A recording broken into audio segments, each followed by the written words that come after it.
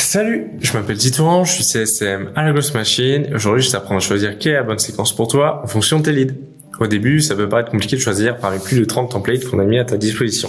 On a du LinkedIn plus email, du LinkedIn only, du LinkedIn plus email plus Twitter. Avec tous ces canaux à disposition, ça peut vite te monter la tête et tu peux tenter de choisir celui où il y aura le plus de canaux. Le truc, c'est que ça va surtout dépendre de ton public cible. Si par exemple tu cibles des CFO dans des grandes entreprises et des boîtes industrielles, il y a des fortes chances qu'ils ne soient pas trop actifs sur LinkedIn.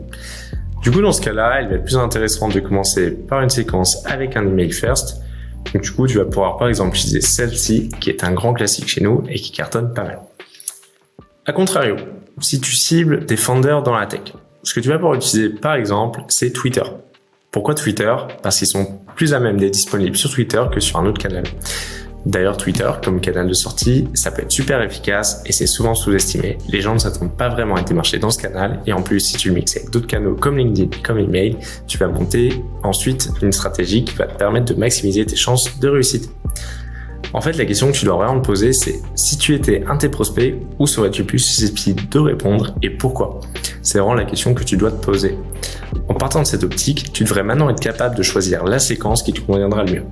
J'espère que cette vidéo t'a plu, et si c'est le cas, n'hésite pas à regarder nos autres vidéos pour en apprendre plus sur la Growth Machine.